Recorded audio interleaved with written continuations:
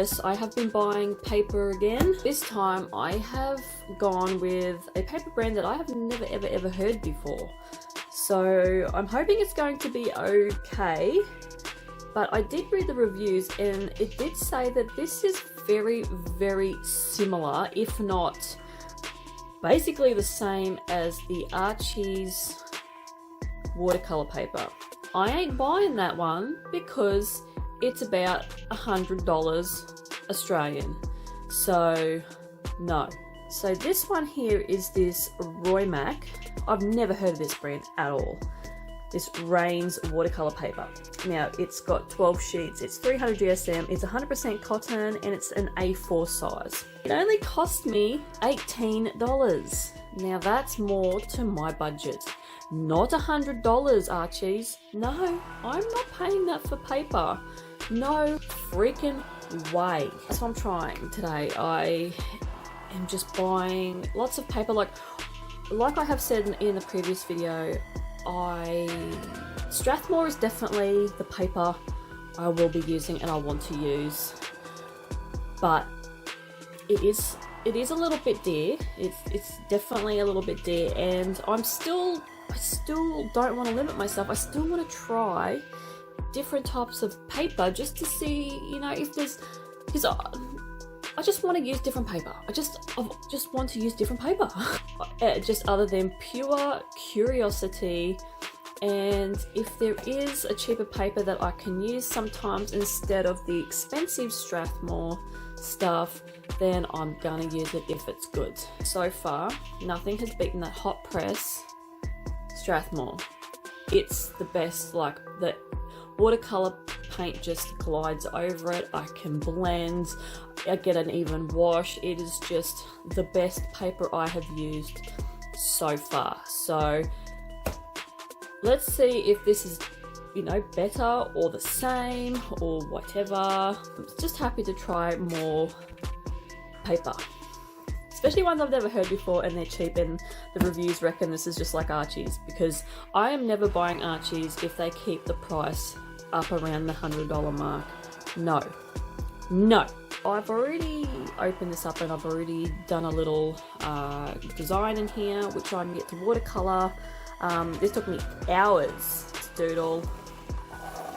So what I wanted to do was I wanted to do like a Mad Hatter recreation of my own. I did that and I just realized I forgot to add another dangerous weapon up here. I was supposed to do that and I didn't. I forgot. So I am going to do that, and then I'm going to line art this, and then we're going to put some watercolor over the top and color this in and see what this paper is like. But it's, so far it's nice and thick. I really like it. Like, I love thick paper. I love thick paper. So the first thing I noticed with this paper was it was super absorbent. It really absorbed a lot of the paint, which is good. I'm just not used to it because I noticed when you do have a watercolor paper that is super absorbent, you do have to put more water down. That's what I've noticed. I don't know if that's a standard with other people, but yeah, I needed to use more water, and drying was actually quite slow. I did use a hairdryer, and even using a hairdryer for sections of this when I laid down the watercolor took a while to dry. So that was the first observation that I found. Now the second one was the texture of the paper was really smooth. Like, it's a super smooth texture, and it's definitely smoother than any watercolor paper that I've ever used. And I must admit, it is really good. Now, I've got nothing else. I've got no comparison to Archie's. After I've read a few reviews that they said that this paper was like Archie's, I don't have experience with that because I refuse to spend that much money on paper, so I'm only just going off of what they're saying. But if this is very similar to Archie's, then hey, Archie's is a good paper. Like it'll have a nice grain to it if it is. But if I can get the same effect with this paper for $18 instead of having to pay that really big price, I am gonna go the cheaper route. And honestly, for $18 for this paper, to have that really smooth texture, like it's not smooth, there's definitely like a very fine sort of grainy texture to it, if that makes sense.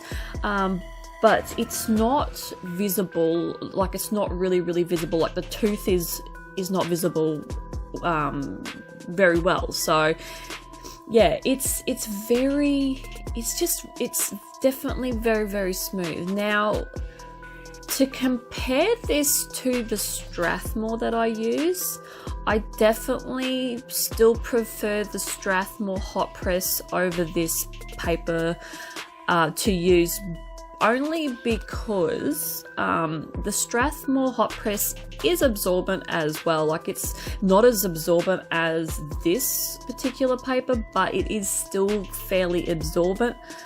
But I don't know, I find that it's just like the perfect sort of consistency. Like it's the perfect sort of absorbent. Like it's not overly too absorbent like this one is. Like this one just really sucks it in and just goes, yep, it's a really thirsty paper, this Roy Mac Rains paper. It's definitely thirsty. But in saying that, I found that blending, as long as you didn't leave the paint on there too long, blending was pretty good. But it did get to a point where you just couldn't blend anymore. If you did lay a thick bit of watercolor down, yeah, I struggled to blend it out. I don't know what the go is with that.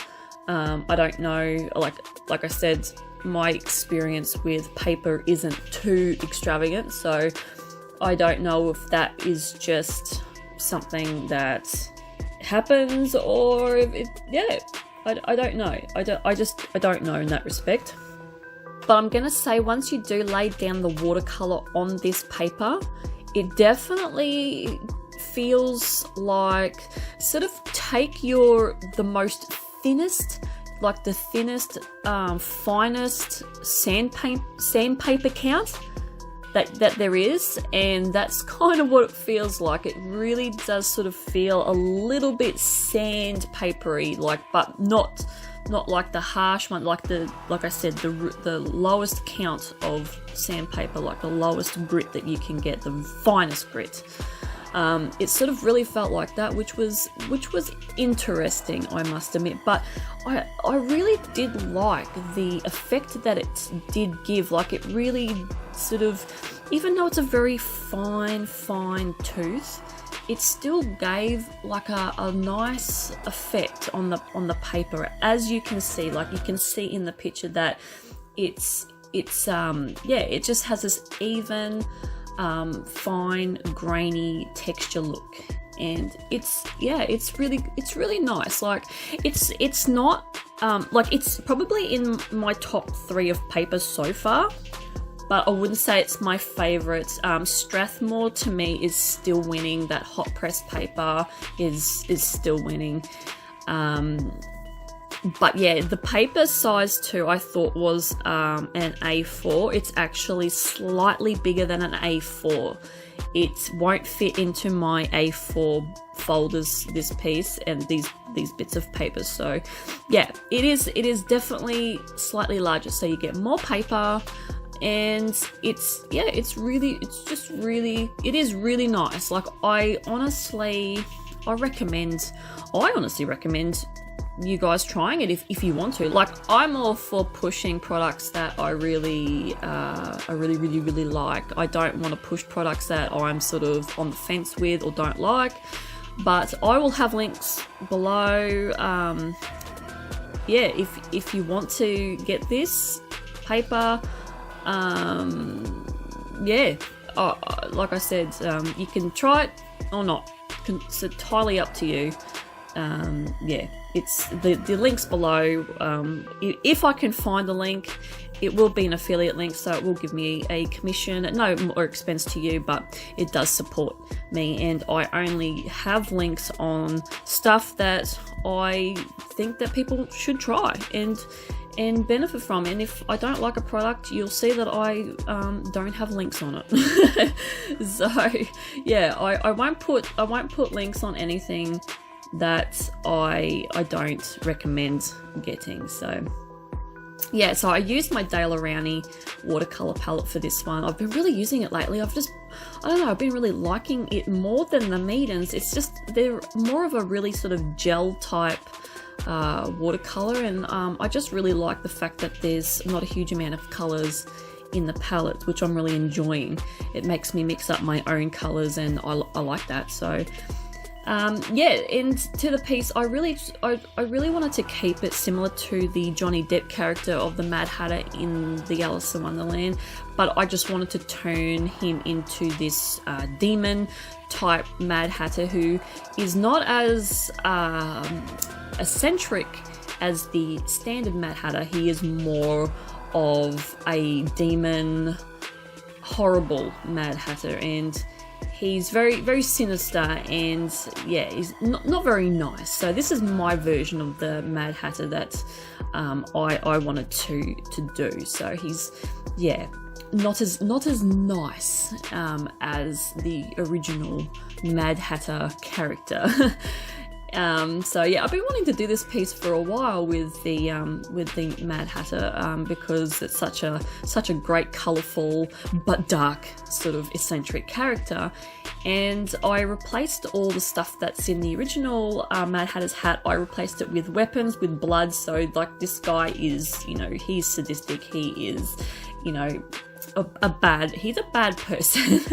And I splattered some blood around the hat and whatnot. And yeah, there's a few experiments I did with this piece. The shading, you'll notice, doesn't make a lot of sense. But I sort of just went with how I was feeling. Like, there should have been more shading on the side of the hat, but there's more shading on the side of the face. Yeah, like I said, doesn't make sense, but I don't know. Sometimes I like to do shading how I think it looks fine, or it looks good, and even though it doesn't make sense in the real world, yeah, I still just like to just do my own shading, and a lot of it is because I skip a lot of detail in that respect. Like, I honestly just miss it. Like, I totally miss the mark, and it's purely because I'm not concentrating, or yeah, I just missed it. So yeah, overall I am quite happy with this piece. It's interesting. Like I said, there's a few experiments, like the hair was a bit of an experiment. I didn't know what I was going to do there, so I just slapped some color on and just swirled it around in different shades. And I did put some Japanese writing on the chopsticks in the hat, and the Japanese writing says Mad Hatter, so I thought that was quite cool. I've never done that before. Yeah, that's basically the piece. Hopefully you enjoyed it. I wanted to do a full-size portrait. I've never really done one, and yeah, there's a few things I need to learn with this piece, and it's I did enjoy it. I really did enjoy doing this ice cold looking Mad Hatter who was not a nice person whatsoever, and you would not want to come across him in a dark alley. So that is my final piece right there. Thank you for watching. I hope you enjoyed this video, and I'll see you guys in the next one. Bye.